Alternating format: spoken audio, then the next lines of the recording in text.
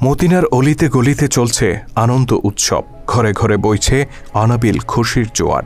বাচ্চাদের জন্য প্রস্তুত করা হচ্ছে নতুন নতুন জামা কাপড়।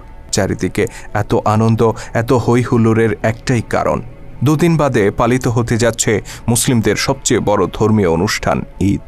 মদিনার ঘরে ঘরে যখন ঈদের খুশি, তখন হযরত ওমর রাদিয়াল্লাহু তাআলা আনহুর ঘরে দেখা গেল বিষণ্ণতা। তার ঘরে না ছিল বাড়তি কোনো উৎসব আয়োজন, না ছিল নতুন জামা তৈরির হিড়িক। অথচ ওমর রাদিয়াল্লাহু তাআলা আনহু তখন মুসলিম জাহানের খলিফা, অর্ধ দুনিয়ার শাসক তিনি। তা সত্ত্বেও নিজের কিংবা পরিবারের জন্য একটি নতুন জামা তৈরির আর্থিক সঙ্গতি তার ছিল না।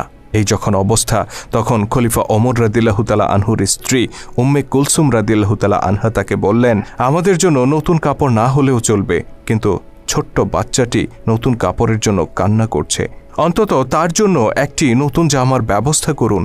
খলিফা নিজের অসহায়ত্ব প্রকাশ করে বললেন, তুমি জানো আমার নতুন কাপড় কেনার সামর্থ্য নেই, বাইতুল মাল থেকে যতটুকু ভাতা নেই তা দিয়ে কোনো রকম সংসার চলে।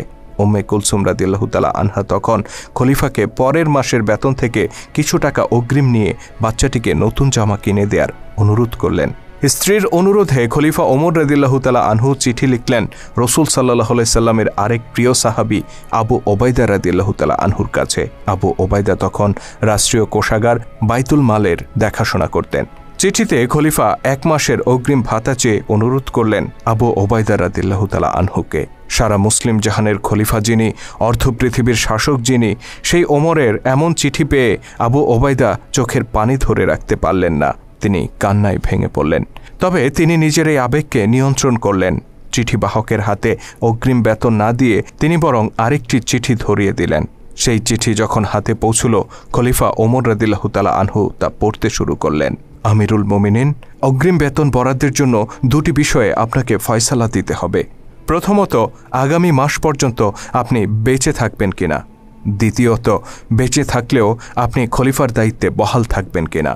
হযরত আবু ওবায়দা রাদিয়াল্লাহু তাআলা আনহুর এই চিঠি পাঠ করে হযরত ওমর রাদিয়াল্লাহু তাআলা আনহু অঝরে কাঁদতে শুরু করলেন।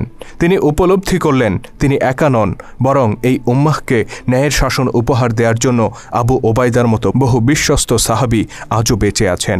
ইনি সেই আবু ওবায়দা যার সম্পর্কে স্বয়ং আল্লাহর নবী বলেছিলেন, প্রত্যেক জাতির একজন বিশ্বস্ত অভিভাবক আছেন, আমার উম্মতের বিশ্বস্ত অভিভাবক হচ্ছে আবু ওবায়দা ইবনুল জাররাহ। চিঠি পড়ে খলিফা ওমর রাদিয়াল্লাহু তাআলা আনহু 2 হাত তুলে আবু ওবায়দার জন্য দোয়া করে বললেন, ইয়া আল্লাহ, আবু ওবায়দার উপর রহম করুন, তার হায়াত দীর্ঘায়িত করুন। অতঃপর তিনি নিজের সন্তানের কাছে গিয়ে বললেন, আমি মুসলিমদের খলিফা, এ কথা সত্য, কিন্তু আমি তো রাষ্ট্রীয় সম্পদের মালিক নই, সকল সম্পদের মালিক সাধারণ মানুষ। শিশুটি পিতার আর্থিক অসচ্ছলতাকে মেনে নিল আর নতুন জামা পাওয়ার ইচ্ছা পরিহার করল।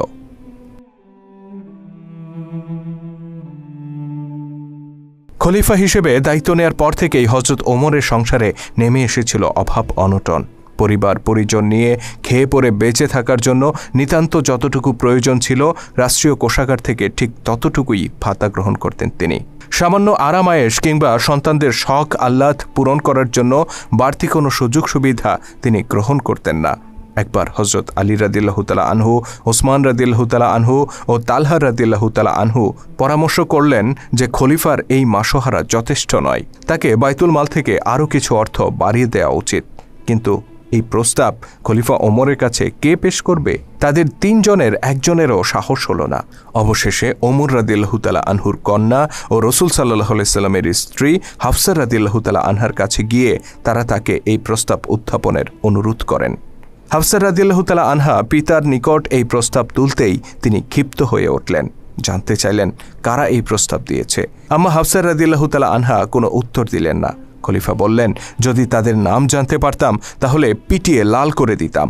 অতঃপর তিনি কন্যা হাফসাকে জিজ্ঞেস করলেন, তুমি তো রাসূল সাল্লাল্লাহু আলাইহি সাল্লামের সহধর্মিণী ছিলে, তুমি জানো রাসূল সাল্লাল্লাহু আলাইহি সাল্লাম কী ধরনের পোশাক পরতেন, কী ধরনের খাবার গ্রহণ করতেন, কী ধরনের বিছানায় তিনি ঘুমোতেন। বলতো, আমার পোশাক, আমার খাবার, আমার শয্যা কি তার চাইতে নিকৃষ্ট? হাফসা রাদিয়াল্লাহু তাআলা আনহা বললেন, না, নিকৃষ্ট নয়। খলিফা বললেন, তবে যারা এই প্রস্তাব পাঠিয়েছে তাদেরকে বলো, আমাদের নবী জীবনের যে আদর্শ স্থাপন করে গেছেন তা থেকে 1 চুল পরিমাণও আমি বিচ্যুত হব না। এই ছিল একজন সত্যিকার মুসলিম শাসকের আদর্শ। ইসলামের গৌরবময় ইতিহাস নিয়ে নির্মিত ভিডিও চিত্র আমরা ধারাবাহিকভাবে তুলে ধরছি আমাদের চ্যানেলে। আপনি যদি নতুন হয়ে থাকেন তাহলে চ্যানেলটিতে সাবস্ক্রাইব করার অনুরোধ রইল। আর আজকের ভিডিওটি কেমন ছিল কমেন্ট করে জানাতে ভুলবেন না। যদি ভালো লেগে থাকে তাহলে অবশ্যই লাইক ও শেয়ার করে ছড়িয়ে দেওয়ার অনুরোধ রইল। আল্লাহ হাফেজ।